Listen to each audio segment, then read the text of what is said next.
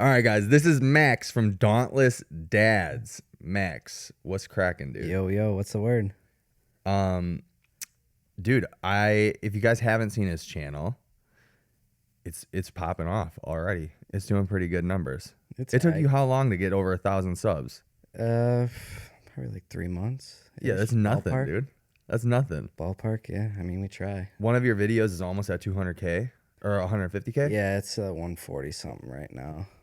Yeah, that's freaking sick. Thanks. Give me the lowdown, dude. What is Dauntless Dads? Don't, I try to ask Kiana about what Dauntless Dads is. She's like, I have no idea. Don't- So his wife is my hairdresser. Yep.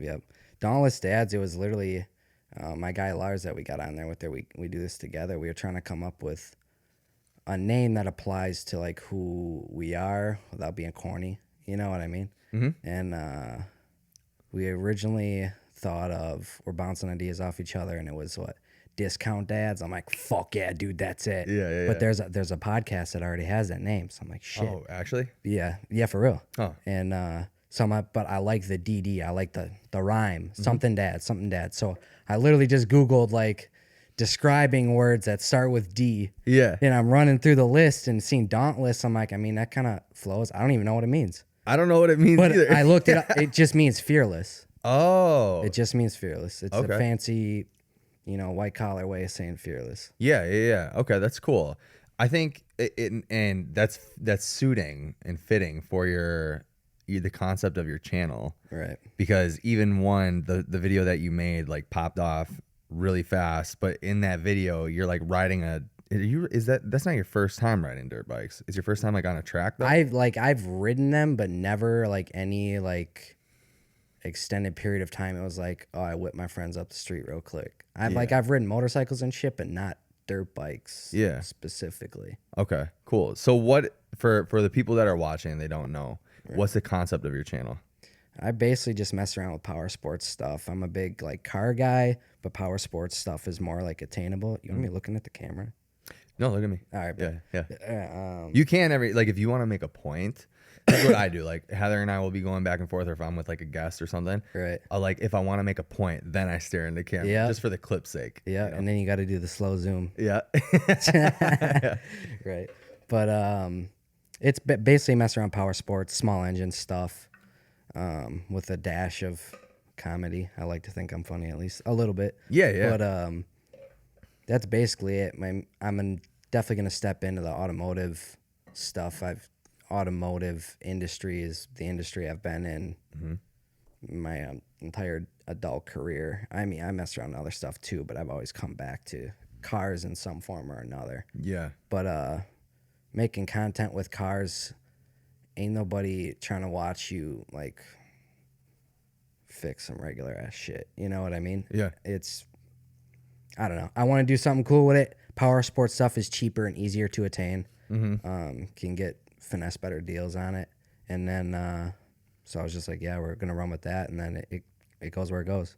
Yeah. I remember a long time ago, Kiana was telling me that you wanted to start a YouTube channel, but you didn't really know what you wanted to do. Yeah.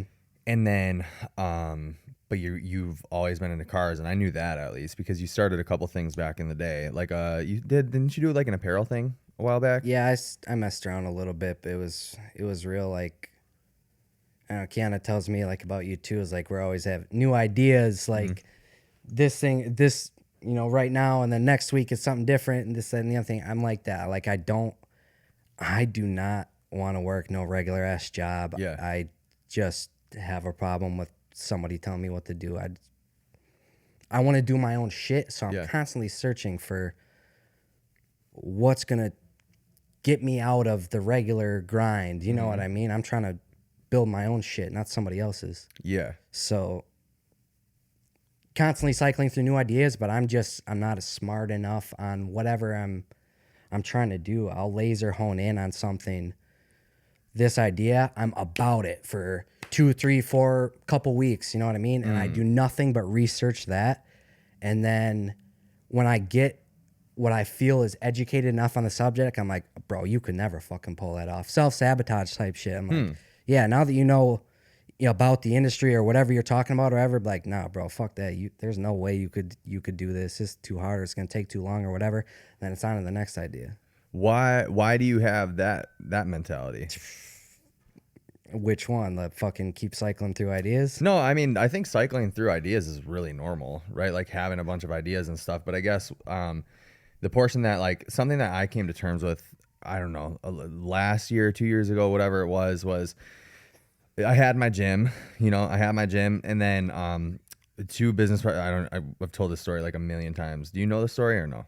On your gym? Yeah, my gym story. I know that you had a gym for a minute. I don't know if you still got it or not. No. I know briefly about it, but not much. So I'll make it super quick. One of my business partners was like my best friend.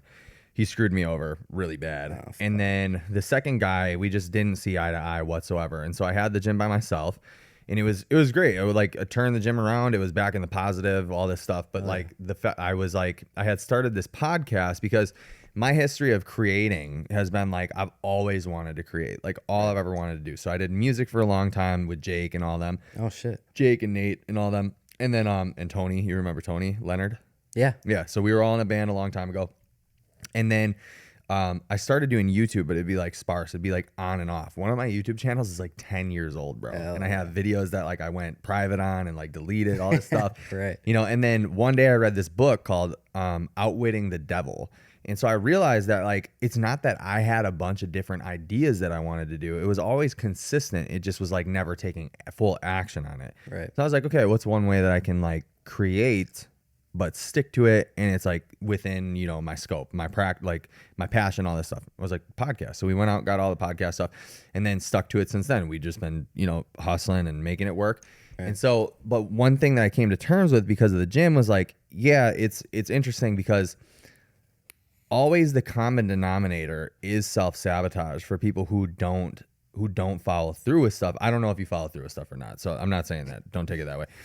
Depends what it is. Yeah, it depends for everybody, right? But it's always like a self-sabotage thing where it's like you figure it out, but then you just never take action, right? And so something that I realized was like when I read that book, Outwitting the Devil, it's a conversation between, I think his name is Daniel Carnegie.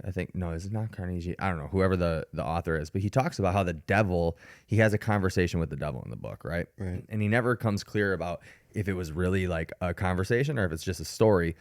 But he says the one thing that the devil does to make sure man doesn't reach his full potential is he instills fear in them. Right. So like that idea of like, I could never do that or whatever. I had a lot of self-limiting beliefs as well with so many things until I did the gym, because for a long time I thought I wanted to do the gym, and then I was like, no, I don't want to do that. And then I realized I really didn't want to have a gym. Like I didn't want to own it. Right. But you have to take that step always to see if it works, right? And then the podcast, it was like I was scared to do it because I was scared to like, I don't know, get people's opinions of me. And I always likened myself to a person that didn't give a shit about anyone's opinions. I just kind of do what I want to do. But then I realized, no, there really was something inside of me that was afraid of people's idea or opinions. Right. But it's funny because, and probably for you now, right? Some people might have looked at your YouTube channel and they're like, what an idiot. Why is he even doing YouTube? But now you have a video that's at almost 150K. You have 1,000 people that are following you, like all these different things. You get what I'm saying? Right. So it's always about like, you have those, it's getting over the you could never do it thing. Right. And trying it, and then like getting over people's opinions that might be that you don't even know. Yeah. You get what I'm saying? Yep. 100%. I definitely feel like I'm also the same thing as I could not give a fuck what somebody thinks about me. Mm-hmm. But there is, I think, no matter who says that, it can be the most, I don't know, hardened individual that's, I really don't give a fuck. There is something in them, no matter how small, there is a degree of give a fuck. Mm-hmm. And that creeps up. Yeah. It gets at you because, yeah, I'm very, very similar in that where I don't, but I'll go through like waves where I'll be like 2 weeks, and that's where I'm the most productive, where I generally, like, I don't give a shit what anybody thinks. I'm just going to do it. Mm-hmm. And then for whatever reason, the doubt creeps back in and you're like, maybe you can't do it. You know what I mean? Yeah. I think too, the people, and I can definitely speak to this myself. I think sometimes the people that don't give a shit the most are actually the people that really do secretly give a shit, because it's like, I would always say like, I don't care what people think about me. But then it's like that attitude that you have to give off that persona that you don't give a shit. And that really means that you do give a shit. Right. You ever think about that? Yeah, I do sometimes. And I don't know if it's that I give a shit what people think about me. It's as I don't want to fail. And I know you have to fail time and time again to succeed. I get that, but it's the fear, I guess, of failure. Why I know that's, I guess, the basis of what you're not supposed to do, or the basis of self-sabotage. Yeah. But I have to internally figure that out on how to get over it. You know what I mean? Yeah, 100%.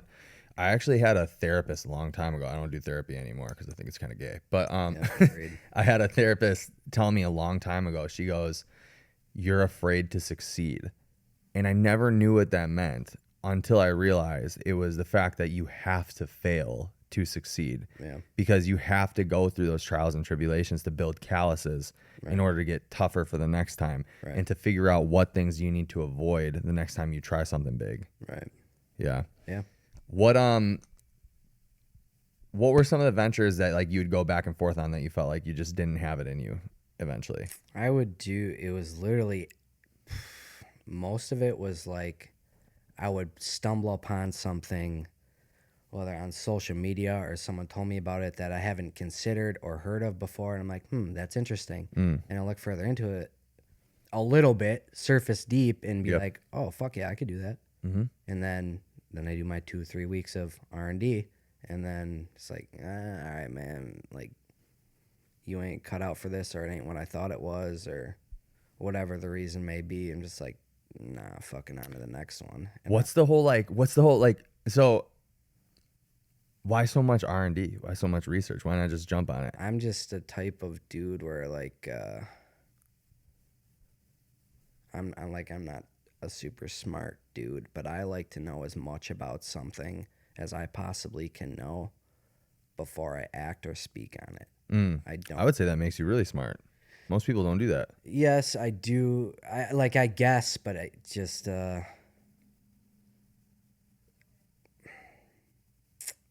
do you explain it? I guess like I guess I let my emotions get involved, where I get fucking real hyped on it. And I know that's a downfall, but It can be an advantage. it can be. I don't know. Like growing up, my dad always told me, like, in everything in business, transactionally, remove your emotions from the deal. 100%. It only complicates and clouds shit. You remove all emotions and you'll be good. Yep. So I always try and do that consciously, but then, when you get hyped on something, you forget all about that, and then reality sets in further down the line and be like, oh shit, I was like, my emotions clouded my judgment, and then you went ahead and fucking, okay, I told my wife, all right, I'm gonna try this and this, that, and the other thing, and then a couple weeks later, I'm on to something totally different. What I mean? She's like, what the fuck? Yeah. What do you think about that? Like so something that I've kind of come into practice with is I don't tell her shit. Yeah. Ever. Like I don't know, dude. I have these perspectives on like the masculine and the feminine roles and things. And like one of my big things is like, I don't want to like, although I may have a bunch of ideas and I may like go back and forth in my head about things, or there's some worries, I don't tell her for the sake of just like protecting her peace, you know what I mean? Sanity, because like I can be going crazy in my head, but like I need to make sure that the household is like straight, we're cool, 100%. Everybody's like emotionally stable at least. And I feel like because I've been there before, right? Like I've like told her things and then it just like didn't happen, like I wasn't following through or whatever. But then I realized how much like emotional turmoil that put her through. Right. Do you struggle with that? I do, and I think I do. If you ask Kiana, she'll tell you the same thing. I don't tell her shit. Yeah. And I think I do tell her more, or I actively try to. But yeah, I'm 100% of the same mindset of all the bullshit, specifically if I'm the cause of it. Yeah. Is my weight to bear. Yeah. Like she doesn't need to deal with that. But I think I do tell her, because then I have someone that's holding me accountable. Yeah. So now I have that little bit extra push, like Kiana's going to clown me if I don't follow this through. Yeah. You know what I mean? So I think that's my main reason on what I do tell her, or what idea I do present to her. It's so, for one, I do value her opinion. Mm-hmm. And then two, it's, okay, now I said it. Yeah. Someone's going to be like, so what happened? what's the update? You know what I mean? Like, what are you doing with it? Yeah. I can't just be like, oh, I didn't do shit with it and I look like an idiot. Right. Yeah. You know what I mean? So it's. Yeah. I think, so yeah, we could go so many places with that. Dude, I was about to buy a vending machine business from a buddy. I looked into that as well. Yeah. So my buddy, he is dude, I don't know why this is going off. Give me 1 second. You're good. I gotta turn these cameras off in my house just in case strangers want to pop by. We have guns, by the way, so don't come to my house. Yeah. There we go. Yeah, so I was about to buy a vending machine business from a buddy of mine because he has like a bunch of locations, and he only wanted like 30 racks. And so I was like, okay, I am going to do this for sure. And so then the only reason why I went and told her though was because like I would need someone, because of how busy I am, I would need somebody to like help me out on the weekend, like go do it. Right. And then so I told her, she's like, well, yeah, this is something that I'm really glad that you told me about, because like you're going to need help. And if I'm involved, then I got to know if, you know, what the action is happening. But then there is for sure the part of me too that's just like, it's not that I don't value her opinion, because I do, but there's just like some things that I have to do to make movement on, because I can't let your opinion cloud my judgment, because we might think like, you know, oh, she's not down for it. But if you as a man know that this is going to be a beneficial thing, then it's like, because a lot of times, at least in for me, right, I don't really think emotionally. I don't think with my emotions when it comes to like, how am I going to make this money or whatever. I just think like, okay, I want to do this. This is how I'm going to do it. Am I actually in? Am I bought in? Or is it just like an idea, you know? And then how do I execute on that? And then if I bring because dude, I've done it with like real businesses and stuff, you know, I've done it where you bring in other voices and stuff, and then you take the opinions of other people, and then it clouds your judgment. And then you're like, well, I'm not listening to my inner voice. I'm listening to other people's voice. And then it like, you make the wrong move. You're like, shit. And then it turns out that you're right. Like with what your opinion was, you know? Yeah. Yeah. You get what I'm saying? Yep. 100%. Yeah. It's interesting, dude. I think dynamics between partners is really interesting to me. Like in operating households. Yep. I don't know. I spent a lot of time recently. You know anything about the red pill? Oh, the whole red pill, blue pill, like matrix shit. Huh? The red pill, blue pill matrix shit. There's like these dudes on the internet, like the MGTOWs, and like the men go their own way, like the incels and stuff like that. Do you know anything about that? I'm not familiar, no. There's these dudes on the internet. You got to look into it. Look up the red pill. We'll have a different conversation about it. But it's hilarious. It's so funny. They just like, a lot of what their podcasts are like. Do you know who Fresh and Fit is? Yeah. You've heard of them? Yep. Yeah, like those dudes. Those are the red pill guys. Like they're the red pill kings. Same type of content. The bimbo airheaded dumb bitches. Yeah, just shitting on chicks the whole time. Yeah. It's so funny, dude. But then you watch them too, and you're like, you're kind of stupid too. Right. You know what I mean? It's clear you didn't get laid in high school. Yeah. So what was it about because I feel like you've been kind of a creator on and off too. Not necessarily. I was a big fucking meme guy really up until recently. Meme, you said? Yeah, where I was like, the only thing, I don't share personal shit on my Facebook because it ain't nobody's fucking business but mine. I agree with you. I would just share memes in Marketplace. That was my entire thing on social media. Well, memes is creating. I wasn't making them. Oh, you weren't making them. I was just sharing them. And that was it. And I'm like, I struggle a lot with this YouTube thing. Because I'm a very private individual as it is, and I don't like people knowing about my personal shit. Yeah. It's nobody's business. And if life has taught me a lot of things, and it's one of them is people don't actually give a fuck about you, and the information that they have on you, they'll use against you. Yeah. So people don't need to know about my kids. They don't need to know about my wife. They don't even know about my marriage. They don't need to know what the fuck I'm doing. Worry about yourself, and I'm going to do the same. Was there something specific in life that kind of made you think that way? Just lots of life experiences. There was no defining moment. It was just, I've learned that lesson a couple times along the way and just formed that conclusion, and I move accordingly. Yeah, I actually 1000% agree with you on that conclusion too, by the way. Yeah, 100%. So then what is it about like creating a YouTube channel that gets you interested if you're like a private person? But because by the way, I'm just asking these questions because I'm a very private person too. I don't share shit on Facebook either, you know, or any of those. Right. It's always intrigued me. Like before when I was saying whatever business venture I've been in, I've always fallen back in the automotive industry. My main thing was flipping cars, and then I worked in sales at a dealership for 4 or 5 years. And I love it. The human psychology makes my fucking dick hard, man. Yeah. What makes people tick Yeah. is just super interesting to me. Same. And the YouTube thing is, I feel like my past experiences career-wise, I think translate over to YouTube extremely well. Yeah. I would agree. So, and for years and years and years, I've been a consumer of YouTube, but whatever content I was watching, I would watch it one time through for entertainment. And then the second time through, I'd watch it analytically with an analytical frame of mind. Be like, why did I click this? What made me stay and watch the whole thing? And then curiosity loops and all that shit. And just the psychology behind it. I'm like, okay, I see what they did there. I like that. I think I could do that. Yeah. And it was just a build up over time of like I could pull this off. I feel like I do got the personality. Yeah. Or one of my personalities is good for you too. You know what I mean? Yeah. That's interesting that you say that, because have you read the book How to Win Friends and Influence People?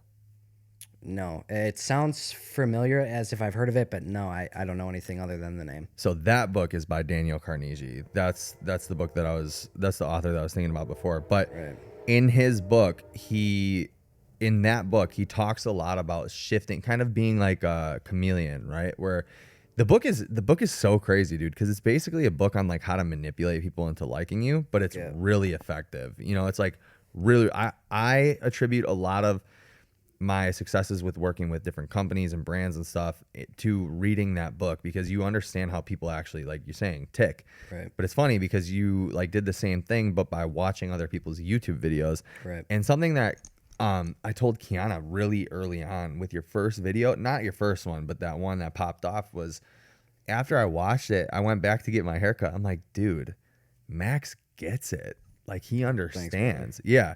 And I'm not just saying that to gas you up. I'm saying that because, like, if you watch Mr. Beast, or if you watch, like, any of the popular, like, even Logan Paul, Jake Paul, all of their, like, the videos throughout time or whatever, I'm like, wow, Max understands how to create the story, but not give it all up, and to captivate you and to keep you, like, waiting for more, you know, like the freaking, the cookie on the, you know, on the fish thing, the hook or whatever. Yeah, cookie on the fish. Yeah. The cookie. And I'm like, damn, dude, he gets it. And so what were the creators or videos that you watched for a long time? It wasn't even the guys that I actually like follow, or like I'll watch whatever they post. Generally don't actually follow that framework. It's more of like, they're all automotive YouTubers, but they're just like kind of like vlogging on like, this is what we're fucking around with today. Yeah. Those are the people that I would like follow. And I feel like they just did a lot of viral enough shit early on in YouTube to where like YouTube is completely different now than it was 3-4 years ago. So different. And it was different 4 years ago than it was 5 years before that. You know, you could post a 10-second clip of somebody scaring their cat. Yeah. You know what I mean? In 2008, and the shit would do 2 million views. Yeah. Yeah. You know what I mean? YouTube ain't like that no more. Yep. I don't remember where the fuck I was going with this. I just asked you, like, what were the video, or what were the creators that you watched that kind of inspired the way that you structure things? It was like my business ventures that I'd have an idea and I'd be into it. YouTube was a huge thing where I would go be like, okay, I'm a very visual, hands-on type of guy, so I can read something 8 times and not understand a fucking word. Yeah. So if I can watch a visual as they're giving me information, just YouTube was more better for me retaining info Yeah. than just reading it online. So I would go to YouTube, and whatever I was watching at the time, they have the recommended videos on the side. Something would catch my eye, and then you go down a rabbit hole, and you're watching something completely different than what you initially set out to Yeah, for sure. or to research. So then I would go back into why did I do that? Why did I click that? Why did I watch it through? Yeah. Things like that. So I won't say there's any in particular creator that like really influenced me, but it was just watching YouTube as a whole and the people that were performing well and rising to the top, watching what they were doing. And it was all similar. And there's so many different formats that you can do, lots of different tips and tricks and things like that. And that's what I'm kind of going through right now. Is my first couple videos are kind of all the same framework I guess, or I've really dug into when I started the channel, the real specifics, trying to get into the nitty gritty of All right, specifics. the specifics and real nitty gritty on strategy Yeah. on YouTube and the different formats and things like that. Do you have it like, so I'm a super analytical person too, where fortunately enough, this doesn't require that, right? It's a conversation with people. Right. But there are other ventures that I have, like I have an online coaching business and I have like videos that I structure for that purpose too. And like, I have an idea of how I need to structure the video too, to keep people to watching to the end. And then, based on the population that I work with, do you have it written down? Is it in your head? How do you actually like continue to produce the same results? Majority of my stuff, like we did start going legit, or I guess as far as we got Google Docs on, like we really ironed out what the process is, Yeah. and the different angles that we have to hit or we want to hit in each video to hit the algorithm, and you know what I mean? Yeah. And we're working on those since we came up. Like we wrote everything down, and really dialed in the framework. I haven't made a video since then. We're working on it. Yeah. But I haven't dropped one yet. Yeah, dude. It's crazy because your videos require time. Yeah, a lot of time. I've had this quad video that I'm working on right now. It'll be dropping soon, but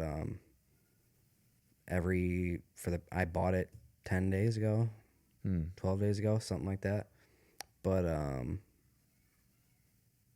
I've been filming every extra second that when I'm like, my work days consist of filming and working on that thing. For one, like I was saying, I flip stuff, so this is a flip for me, and I have to sell it and I have to be profitable so I can feed my kids. And then 2, I'm making a video on it as well, and me trying to figure out what angle or how I want to make this video. The recording process, as I'm sure makes everything take 10 times longer. Yeah, I mean, for me, fortunately, though, again, like the way that I have my stuff set up, it's not like that crazy. But your videos, like I've done content for other brands, so I totally get it. You know what I mean? Like I totally understand how long even a minute video can take, dude. I have spent, no joke, all work done, videoing, editing, audio stuff. Like I've spent 8 hours on a 1 minute video before, so I can totally get it. Yeah. It's super, and editing is the fucking worst part, man. Editing is the worst part. I think it's one of the most important parts. It's everything. But it sucks. And I'm not an editor. I have zero editing experience. Yep. I literally just like fucking CapCut that everyone and their mother works or uses because, TikTok and shit, and you can edit long form on there too. So that was just the natural, really the only thing I knew about. And I've heard of Canva, but never used it. I have used CapCut before to make TikToks and shorts and whatever I was fucking around with. Your shorts were good too. That's why I said before, like the creator thing. It seems like you keep going back to creating stuff. Yeah, I was trying. Like, I hit TikTok They a were little funny. bit. Which They were like which funny. ones are you talking about? The The ones on conspiracy YouTube? ones were hilarious. Oh, Yeah. that was. I think that was honestly before I even started YouTube. Yeah, it was. But Yep. but yeah, those were my guy. What really kicked off like me actually like, all right, I'm gonna do YouTube. Yeah. It's my guy I worked with at the dealership. His name's Jakar. Shout out Jakar. He just moved to Vegas. But I worked with him at the dealership, and he called. I left the dealership probably 2 years ago now. Yeah. He was there for a little bit after me, and then he went back to a different dealership, and then he called me. He's like, "Bro, I'm really trying. I'm like trying to fuck around with the social media shit, and I've been calling a lot of my friends, and they basically just clown me or whatever. But something just told me to call you, and talk to you about it." And I'm like, man, it's funny you say that because I've been on the YouTube shit for probably 4, 5, 6 years now. Not that I've made anything, but just like seriously considered I should do this, or just observing like analytically and understanding what makes people tick. And then we were in sales, so that translated over a lot too. Again, I totally lost the initial point. You were just telling me what made you like do YouTube. Yeah, that, but I don't think that was the original question. But either way, he called me. He's like, "Oh, the shorts. That's what we were." Yeah. And he's like, "Yeah, let's do something. Let's do something. You're the first one that's like," I'm like, "Yeah, fuck yeah," and not clown me for it. So like, let's do something. Let's do something. I love Jakar. He has his path, and I have mine. We get along. He's a great friend. We just don't have the same interests. So we toss around the idea, like we could do a podcast, but everybody's trying to do a podcast. We got to do something and that's not a dig at you, but we got to do something that's crazy to fucking blow up. Yeah. Nowadays, you got to do something that's crazy. Yep. So I mean, if we did do a podcast, he's a black dude, so I'm like, let's play it. Everybody loves fucking drama and shit like that. So why don't we do like, if we're gonna do a podcast or we're gonna do something together, let's do something like from the white perspective and the black perspective. Yeah, you know that'd what I be mean? funny. Yeah. Something that was be like that's juicy that wants to make people click. Be like, Yep. they love drama, they love fucking arguments, they love tension. Tension is retention, baby. It is. Yeah. Yep, Yeah. but, You're right. So you're thinking about doing that to refocus on the shorts or whatever. But he was big on TikTok. That's what he was like. He's cranking out 10, 15, 20 videos a day. So I'm like, all right, let me see what I can do on TikTok, and just messed around a little bit. And some videos, I'm not even gonna say the hit, but got some views. Others didn't do a goddamn thing. But I'm just like, TikTok just ain't me. I wasn't TikTok. I wasn't on TikTok on my own time.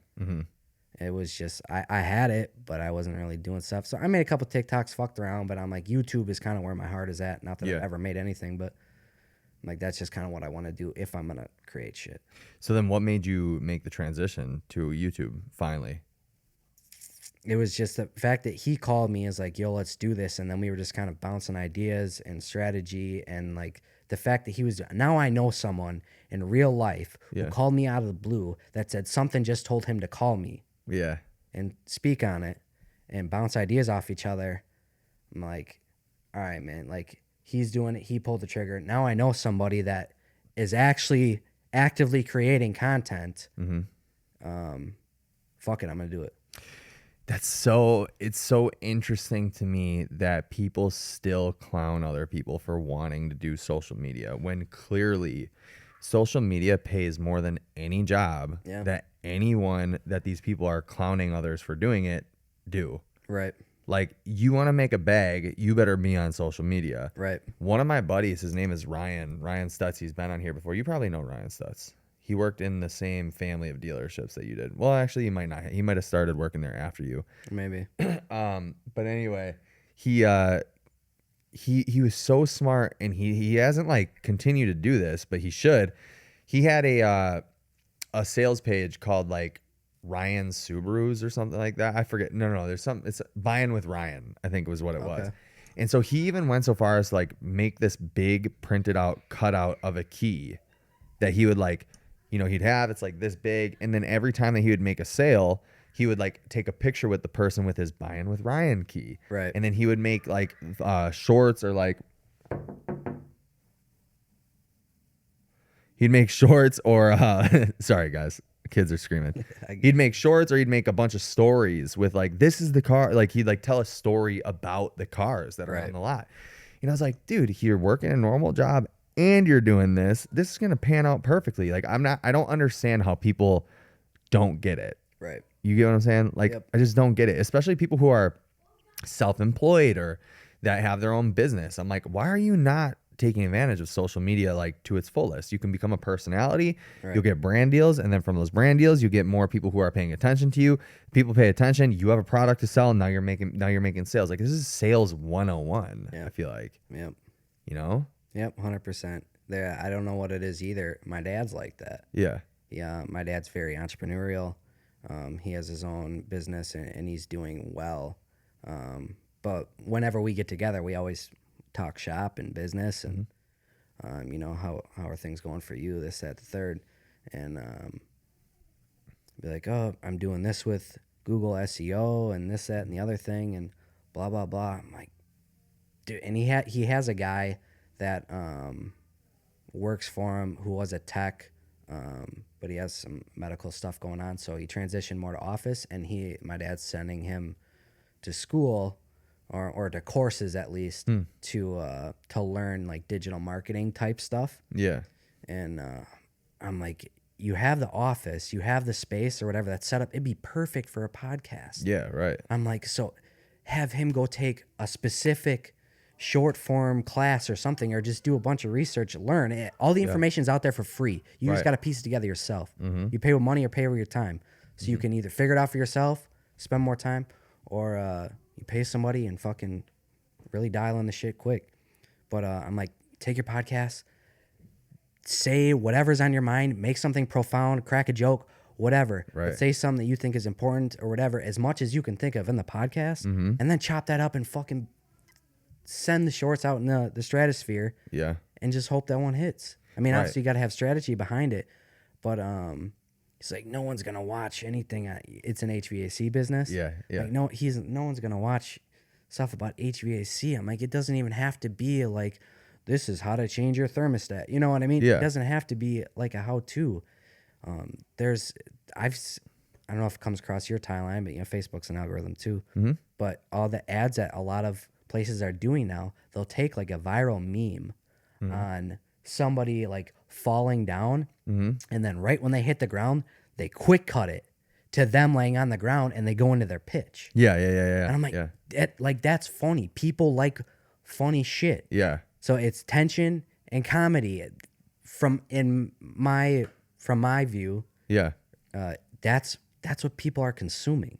Well, and what's crazy is that like, if you like it, somebody else is going to like it, for sure. So like this idea, because I've had people tell me this too, like, nobody's gonna watch my shit, nobody's gonna like whatever. I'm like, to me, dude, there's for sure somebody who's gonna listen to some shit about HVAC. Absolutely, there's gonna be. You might be able to give a take that on the same thing that 100,000 people have given a take on, that might click with somebody, and then before you know it, you're making money based off of that. You know, let's talk about strategy real quick though, because you keep bringing this up, and I'm really curious. What is your strategy?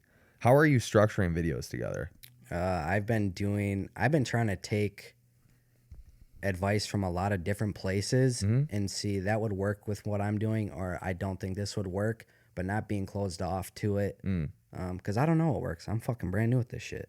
I'm still trying different things. But saying tension is retention. But the algorithm right now, YouTube always changes it, favors watch time and retention. Those are the key fucking things. And TikTok has destroyed everybody's attention spans. So it's quick cuts, all action, cut out the fluff. If it doesn't add to the story, cut it out. Yeah, If dude. it doesn't move the story forward, cut it out. Yeah, I have like really been paying attention to that in a lot of my shit. Even on my Instagram reels, I've been realizing, oh, sometimes I'll put in like a sentence from a clip that doesn't add to what we're doing. Yeah. So like if I do that, people are just gonna get bored. And so I'll cut it out, even though I think that it's like valuable. Right. I'm like, it's not valuable in the sense of the consumer, Right. you know? Yep. So how exactly are you doing that? Like, are you filming shit and then cutting, or do you like know what you have to do? It'll kind of come to me like as I'm filming. And I won't say it always does. Sometime like what we've done up to this point, this next video that I'm going to drop is completely different from the ones I've made in the past. So we're going to try it out and we're going to see what happens. Yeah. What we've been doing is literally we just film everything. And then my inexperienced ass just cuts it up and Yeah. tries to make it entertaining and try to form a story. And that there is, me personally, I don't know anything about editing, Yeah. but from what I understand, everyone has their own style. I have to edit chronologically. Yeah. Same. Otherwise, it's overwhelming, sensory overload type shit. Yeah. So like, okay, we filmed this bit. I got fucking 2 hours of footage, and I'm gonna use 3 minutes of it. Yeah. You know what I mean? And I have a general idea on what I want to accomplish in this section of the video. Yep. Sometimes we do it, sometimes we don't. Right. But like in a lot of stuff too, like none of the stuff that I'm doing is scripted. So whatever happens. Yeah, I was gonna ask that. Yeah, whatever happens, and then I just hope that it makes a good story. So you're not going out of your way to like storyboard the video and be like, these are the pieces that I need at this beginning portion, and then here's the interlude, and then in the middle portion, you're just kind of like, I have to fix up this four-wheeler. I know generally where I want things to go, and it's all going to lead to this is how I flip the four-wheeler.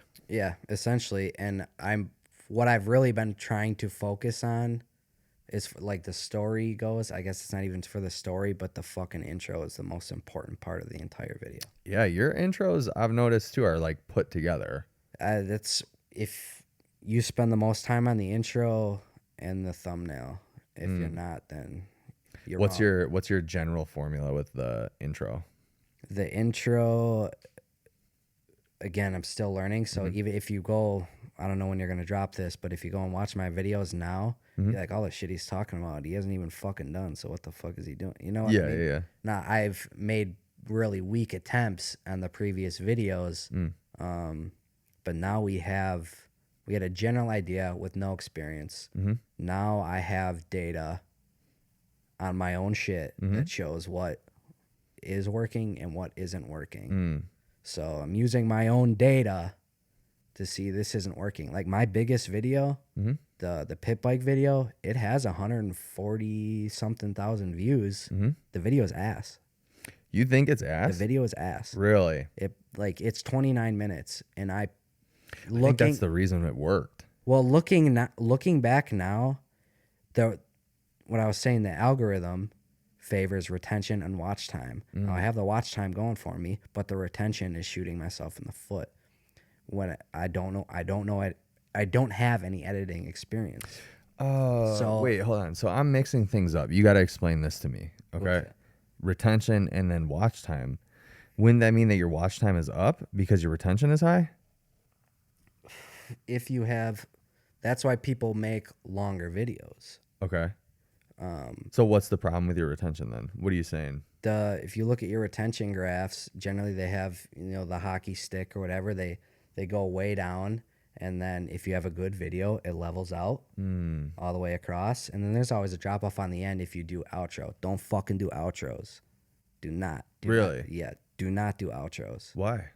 Because people sense that it's coming. Oh. They sense that the end of the video is near, and they click off. You are not providing any more value. Oh, okay. Huh. So interesting. The outros need to be abrupt, not fucking essentially like a cliffhanger. You can complete whatever the objective was. Yeah. But don't be like, all right, guys, that was the end of the video. And I've done that in my previous videos, and I'll show you my retention graphs.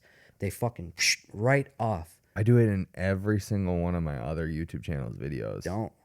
That's crazy. You know what's crazy about that is now that you're saying that, I realize it. Now that you're saying that, I realize that. And it hurts your overall retention percentage. Yeah, for sure. There's this channel that we watch from time to time. It's like the Fittest Woman on Earth channel.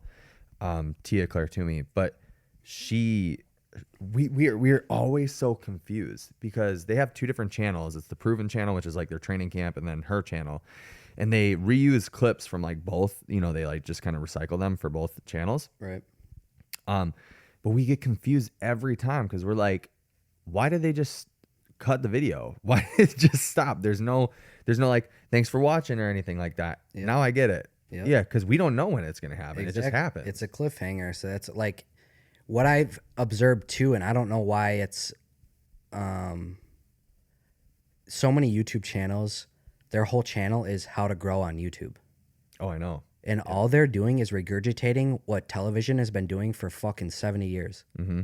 You know what I mean? Every TV show you've ever watched, how do they end the episode? On a fucking cliffhanger. Yeah. So you go and watch the next episode. This isn't all these strategies or whatever. It's not new. Yeah. TV has been doing it forever. Yeah. People are just talking about it on YouTube like it is new. Oh, dude. Yeah, that's crazy. Okay. End it on a cliffhanger. Don't let them see it coming. Yeah. So they're like, well, fuck, I need to know what happened. Yeah. Or I need to know how this ends or whatever it is. And then you can take a video that you would have made one video, cut it on whatever, say you have 2 or 3 conflicts in the video, right? Mm-hmm. You run into your first roadblock. Yeah. Show what the roadblock is and then end the video. So then it's a series of videos. And then you made 3 videos or 2 videos or however many out of what would have been one video. Yeah. And now you've upped your session time on YouTube. Yeah. And then they're like, okay, he's watching a second video now. So this channel must be something. It's entertaining enough to keep them watching his videos specifically. And then you increase your session time, your watch time, your click-through, everything. Yeah, I'm always so fascinated by people like you that actually like take the analytics and then they make the creative part of it work for the analytics. Because for me, it's fucking stressful. Dude, I bet. Because for me, it's just like, I just want to make shit. You know what I mean? Like, I just like to create. So I don't even like really pay attention to the analytics all that much. Sometimes I'm like, what made this podcast have more view time? What made this live? Because I go live often too. Right. What made this live better than other lives? You know, things like that. Right. But that's so crazy, dude. So what are you doing in the video to create the retention in terms of like, you keep saying tension is retention. Are you purposefully causing things to happen in your videos in order to keep that, or is it just natural within what you're doing? Some people do, but I do not. Yeah. There's not anything like, if something bad goes, a lot of guys, at least in earlier YouTube, with something that goes wrong or not according to plan, they cut it out. Why? That's gold.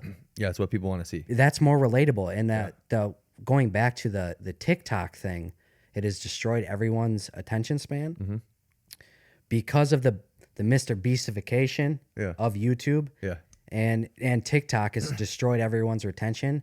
People now are like, the whole retention editing is starting to phase out. And like the 2007, 2008 days of people just doing raw, uncut or minimal cut, minimal editing shit is coming back. Yeah. Yeah. Because people like the personal connection. They want it to feel relatable. Yeah. So that's phasing back in slowly. Yeah. I don't think we're there yet. I think the bigger guys can start doing that because I think it's there, dude. I think that's why you see the rise of the live streamers, the IRL streamers. I think that's why it's so big now. It could be. I don't know anything about like streamers, and that was never my thing. I was never Yeah. into that, so I really don't know anything about it. There's like this big movement right now of IRL streamers. So they like have camera guys and everything like that. It's like a reality TV show. It's the same exact thing, but they're doing it themselves. Okay. Yeah, and I think the reason why it's becoming so popular and why like Kick and Rumble are giving out $70 million contracts is because of that. Because retention is so high, people are on their website driving so much traffic for so long because they're constantly coming up with ideas on how to actually like garner the attention and hold on to it. You know, like there's this big movement of like catching pedophiles or whatever, Yeah, which is yeah. funny. Kill your local pedophile. That's right, baby. Yeah, but the videos are obviously scripted. Right. You know what I mean? Like it's actors and stuff. But I think you're right in the sense that it's coming back. It is coming back for sure, and my thoughts on that are,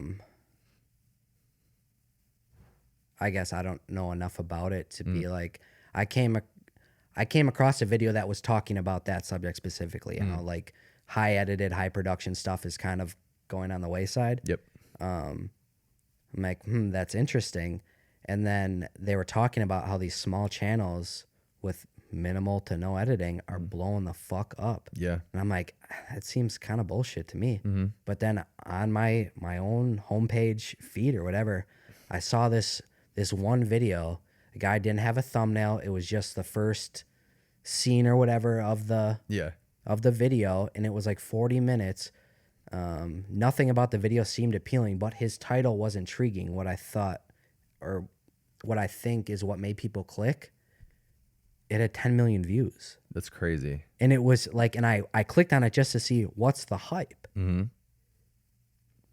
There wasn't fucking hype. I don't know what it was that got it 10 million views. It's just the person. It was so, not even that, bro. He was so dull, and there's long pauses. He didn't cut out the ums, the oohs, the ahs. He didn't cut out any of it. Yeah. But he was just 10 million views. I'm like, how the fuck? What the fuck? Yeah, that's crazy. You know what I mean? But so I really don't know what the secret is behind that and why it works for some people, but most it doesn't. I don't know. Yeah. There's this guy that we watch almost every day now. We just found him. His YouTube channel is called The Outdoor Boys. Have you seen this? No, I can't say that I have. He's this guy that like lives in Alaska. He has a wife and 2 kids. 2 boys? Maybe 3 boys. I think it's 2 boys. No, it's 3 for sure. Anyway, he lives in Alaska, but his whole channel, the premise is like he'll get dropped off by a train or by somebody or like a plane in remote areas of Alaska, and then he just survives for like 3 days or something. Hell yeah. And then he just recently went to Africa to go live with the Hadza, which is a hunter-gatherer tribe. Right. And but the same thing, like it's not very cut. It's very long videos, but like for some reason he's like this nerdy dude, right? And like, but he's so cool. I don't know. There's something about it. I got to restart this one more time. You're good. There's something about it that just keeps us biting. You know, it just keeps us wanting more. And it's like, again, it's not overly produced. He's just using a GoPro the entire time. Like he's using the GoPro Max, the 360 cam that I have. Right. And that's it. Right. Yeah. What I again, I am not an expert at fucking anything, so take this with a grain of salt. But his idea is viral. Yeah, for sure. The idea that you're getting dropped off in the wilderness and the retention is high, so the videos are getting pushed, and he's doing well. So the idea is someone's getting dropped off in an unknown location, somewhere that's foreign to him, and he has to survive with nothing on his back or in a strange tribe, somewhere he's never been in the wilderness for 3 days or 5 or however long it is. Yeah. That idea in of itself is tension. Yeah. Because people can't see themselves doing it too. Well, that, and it's like you don't know what's going to happen. Right. You don't, and it's a scary just idea. You know what I mean? Yeah. Someone would be like, I would never fucking do that. Yeah. If they're asking that question, they're gonna watch the video. Yeah. You know what I mean? Yeah, totally. Yeah, for sure. All right, let's talk about thumbnails and titles. I think that'll be interesting too, because you really seem to be like very analytical over this. What's the idea behind your thumbnails and titles? Is clickbait still a thing? I think clickbait is a relative term. I feel like it doesn't mean now what it used to mean. Yeah. for younger people or for people that don't really know YouTube, because I've been a fan of YouTube like basically since the inception too. Right. Clickbait, how clickbait started was the idea of like you would give a perception of something that was happening in the video that didn't actually happen. Right. Basically. Right. Now it's different where it's like, I think, and maybe this would be part of your explanation for your thumbnails and stuff, but now the clickbait idea is like you give a taste of what actually happened. Right. Yeah, I would agree with that assessment 100%. Yeah. With mine, I guess a tip I was going to give you too, for your thumbnails on this, on the pod specifically. I learned this from Mr. Beast, so whatever, everybody does. Yeah. But the first frame of the video has to be light. What if you're scrolling through your timeline, right? And I see your thumbnail on your podcast, strangers that I don't know, nobody that I give a fuck about, and in a dark room with the occasional purple light. What about that is intriguing? Yeah, nothing. I'll give you my strategy behind that. Right. So the reason why I've been so, I guess, against creating thumbnails, and this is not like a good strategy for growth whatsoever, trust me. But the reason why I've been so against it is because I wanted people to come for the content. The problem is that if they're not intrigued in the first place, which is something that I've been learning, so I have somebody now that's going to be making thumbnails for me. Right. If they're not intrigued in the first place, like you have to get them to click on it in the first place. You know what I mean? So a majority of why I wasn't doing like proper thumbnails was because to feed the people who are already here.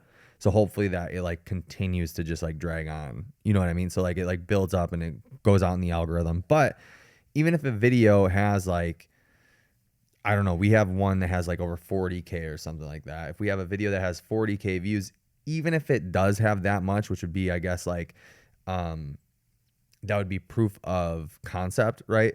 Somebody sees 40K views, people still might not click on it because of the sheer fact that there's not a good thumbnail. It's got to be eye-catching. It's got to be bright and vibrant. Yep. They have to think. They have to ask that question of like, what happens next? Or they just have to be intrigued somehow in a dark room. And this isn't me talking shit. It's constructive criticism. No, yeah, I'll take it. Trust me. It has to be bright. It has to grab their attention. Yep. And I know, like my thumbnails, I do okay. You know what I mean? I think I'm no editing experience at all. It's just what I think might grab somebody's attention. And you're doing it all on Canva? There's the thumbnail thing fucking throws me for a loop because it's like I don't know how to. Canva, you can do a lot of shit on, way more than you can do on CapCut. Yeah, because you can't even do thumbnails on CapCut. Yeah, I was gonna say I didn't so on Canva, it's literally all foreign to me. But there's certain. I just don't know how to navigate it. So I'd be like, I make what I can figure out on Canva. Yeah. And then save it and then screenshot it and put it in CapCut because I know I can add this text in here and I like this font or whatever. Or I know how to do that part in CapCut. And then on my own phone, the editing thing. Yeah. So I screenshot it and then fucking send it to my email or whatever, and then open it up, and then you know what I mean. So I'm using 3 or 4 different apps sometimes to get the desired result. Sure. But that's just a lack of me not knowing what the fuck I'm doing. So then what is your strategy exactly for thumbnails? It's to make it bright and vibrant for sure. Just to my bad. You're good. Just to get the initial attention. Yep. And then once they're looking at it, the thumbnail itself has to include something intriguing. Mm-hmm. It has to my whole concept of the title and thumbnail need to work together. Yeah. So by the title and the thumbnail, they need to have a general idea on what the video is about. Right. So the thumbnail in itself needs to tell a story. And generally, like people do in the videos that I've tried in the beginning, you do like a highlight reel of all the eye action shots. Yep. Now a podcast, I'm not entirely sure how that would work because it's a conversation. Yeah. Some people do the same thing, like a highlight reel of like little tidbits of the video or whatever. Right. But yeah, that seems to be like a little like whatever your flavor is type thing. Right. But basically, just something that is going to grab somebody's attention. Use it. What is it? The rule of thirds Mm-hmm. or whatever. I try to incorporate that. Again, not super educated on it, but Yeah.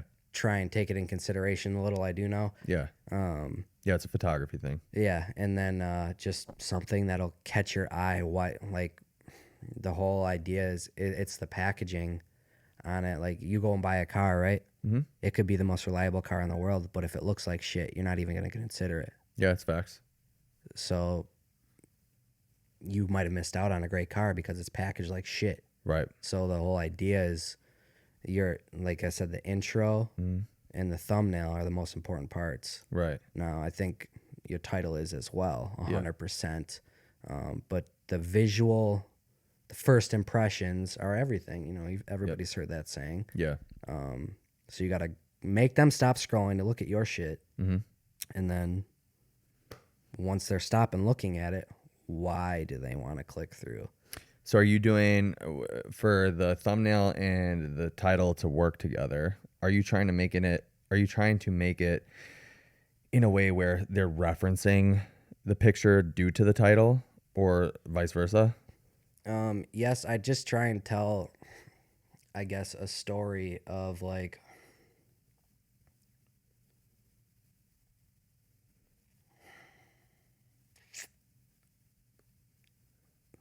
I was saying before, they need to have a general idea on what the video is about, but not be repetitive on the thumbnail. Like, if I say I bought a $300 three-wheeler, like my three-wheeler video, on Facebook Marketplace, Yeah. and then I put $300 with an arrow pointing to the three-wheeler, it's repetitive. They already knew that. Yeah.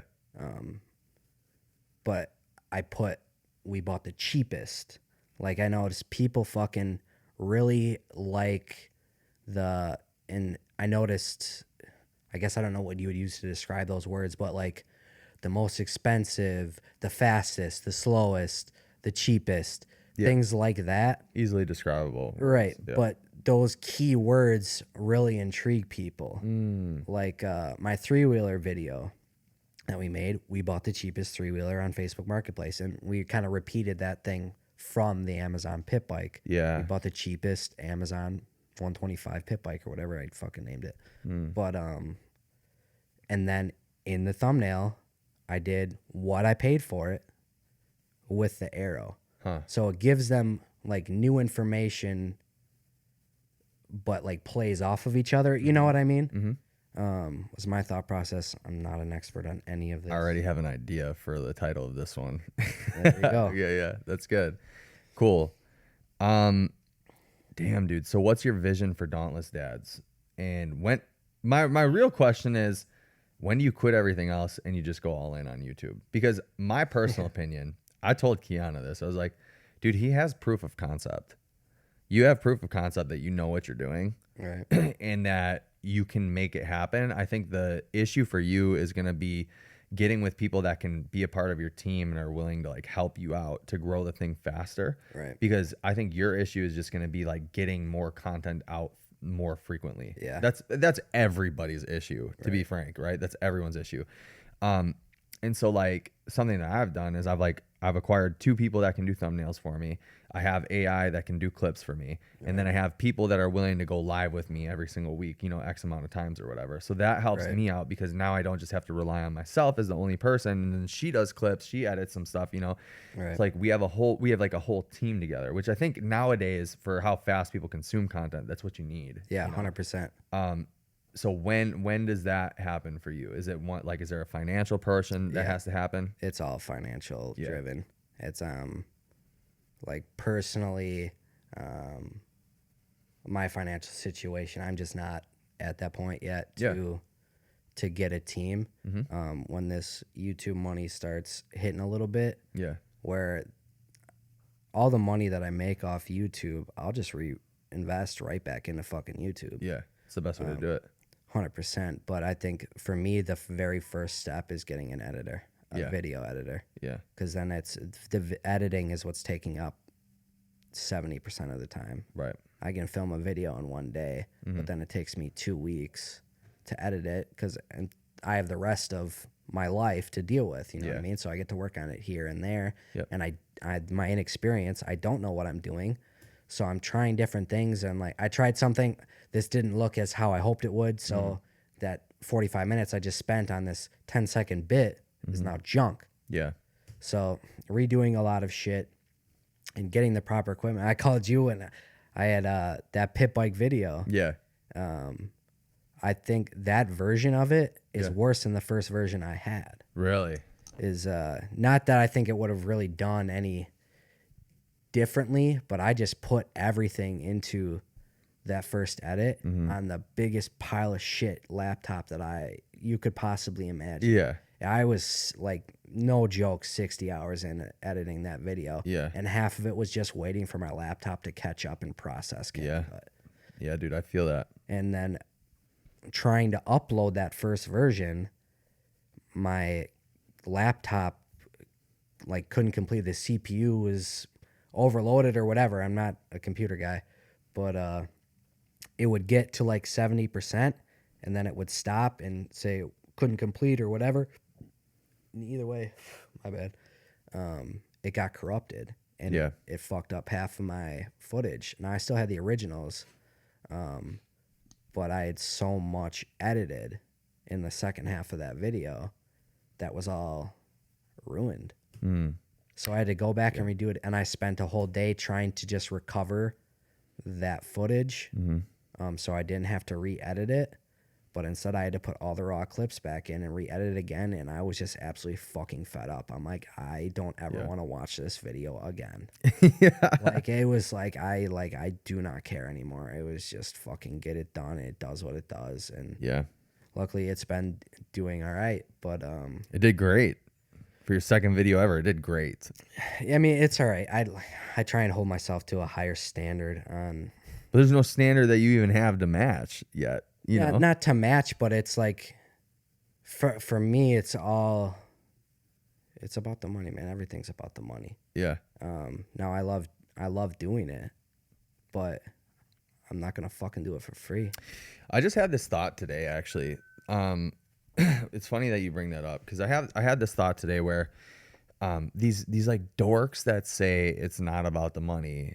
I agree with you. It's totally about the money. Everything's about the money because, you know, there's people who are like, I don't want to have a lot of money. I just want to have like cool things and experiences or whatever. Hey, dork, like, where do you think that comes from? Yeah. Like, you have to have the money in order to like do any of the shit that you want to do. Says money isn't everything or is the root of all evil or whatever. That's the shit that broke people say. Yeah, it's literally just the shit that broke people say. And it's funny because like I would rather have a stacked up bank account than a bunch of useless shit around my house or whatever. I don't have a single problem that money couldn't solve. No, actually, Alex Hormozy, like he has this quote where he's like, it's a hot take, but most male problems can be solved by just making more money. Yeah. And it's true because a lot of the things that we go through is like, you know, we can't provide for our family or the fear of like not having enough money in order to like keep our family safe and all these different things. Right. And I'm not saying that everybody needs to be a millionaire or like a multimillionaire. I would love, like, that's one of my goals is to become a multimillionaire, you know. Right. But not everybody needs that. But to have enough money to ensure that you and your family are good should always be the goal. Yep. And any dude that says otherwise, like, you just are too lazy to make it happen. That's why you don't want to do it. 100%. And yeah, dude, it's weird because the other thing that you said, money is the root of all evil or whatever, right? So if you're a biblical person, or if you're something like, because a friend of mine would say that money is the root of all evil, and he's like a big Jesus dude, right? And I'm like, bro, you're not even quoting it right. You know, the love of money is the root of all evil. I see you. And I would agree. Right. I would agree that the love of it is the root of all evil because if you love it, you'll be willing to do anything to get it. Right. And so, like, I don't love money. Right. I love what money can afford me to do. Yep, 100%. Which is be home with my kids more. Yep. You know, be with my girlfriend more, help my mom out, you know, help anyone that needs it out. That's what the goal is, you know. So, yeah, dude. So it's financially driven. Yeah, for you. 100% for me. Yeah, I get that. I 100% get that. And don't people come for me in the comments for saying that shit. Fucking all the creatives. Yeah. You know what I mean? He's a dad. Remember that. Yeah, You've got 3 kids, right? I got 2 kids. 2 kids. But that they're the whole reason I do this. Yeah. Or everything I do is for my kids. I refuse to be a guy that's going to go work at a corporate job or even construction or whatever. It's not a dig at it. If you're cool with that, fucking eat your heart out, man. Do you. Yeah. But I don't want my legacy or my name to die with me. Yeah. I want to be able to give something to my kids. I built this. I'll sacrifice my whole life so my kids can fucking have it good. Yeah. And if I don't succeed at that, my personal feelings are I failed as a man. Yeah. I failed as a father. I agree. So it's everything I'm doing is a move to better my family's life. Mm-hmm. And be like, well, you're making shit, doing shit that you want to do. Yeah, it's not a fucking crime to enjoy the process. Right. Yeah. And touching on the authenticity. Jesus Christ. Authenticity. Yeah. Yeah. Right. People see through bullshit. Yes. And they're craving the authenticity Yep. more than ever now because of the Mr. Beastification. So if your heart ain't in whatever content you're making, people see through it and they can watch you. Yep. So you have to enjoy what you're doing. So this isn't 100% selfish. I mean, it is, but It's okay to be selfish. Yeah, it's not all the way selfish, but it's my end goal is there's not a certain dollar amount. It's just so I can take my family out to eat. Right. We can go get steaks, and I don't got to check my bank account. My Yeah. kid wants a fucking dirt bike. You got it, man. Yeah. You Yeah. got it. And I ain't got to fucking be like, well, I got to save up for 6 months and do it. It's fucking, Yeah. hey, Dad, I've been really digging, the dirt bikes lately, or I was thinking I wanted to get one, or whatever the conversation is you fucking got it, man. Yeah. Let's go get the bike. Yep. Yeah. Yeah. And I think it's crazy too because, man, there was like a proverb that I was reading or something.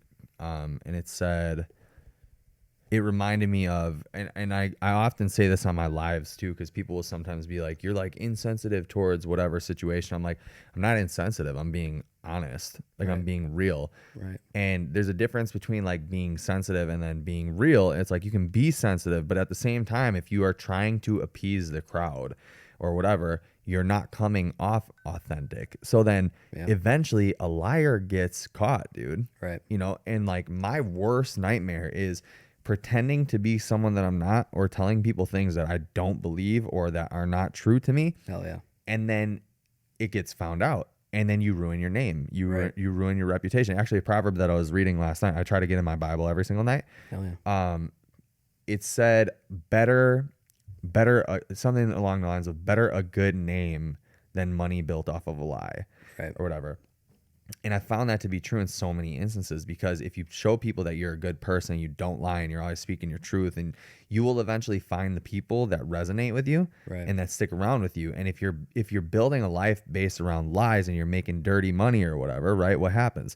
Fast money, fast burn, Right. fast crash, So I don't know, man. That's my 2 cents. No, 100%. I've been in my Bible, yo. Yep. Gang. Yeah. All right, bro. Well, that was good. I appreciated this. I don't know how we leave on a cliffhanger with this, but is there anything else that you want to say? Plug your shit. Yeah, check us out.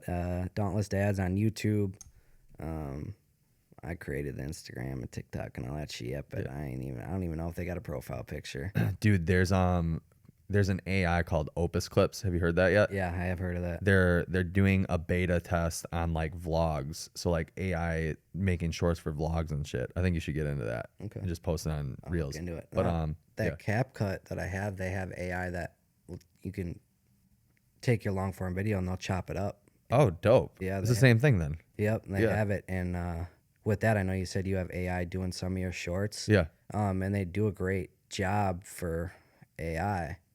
But I would still I still go in and I tweak shit. Yeah. And be like, this short would be so much juicier because what it does, it just takes one section of the video.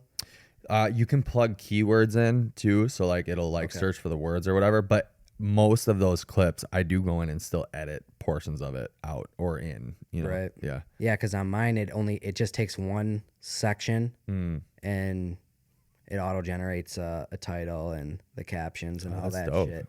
And but I'm like, it'd be so much juicier then if 8 minutes into the video I put this clip in here too. Yeah, yeah. It doesn't do that. So using the AI, still like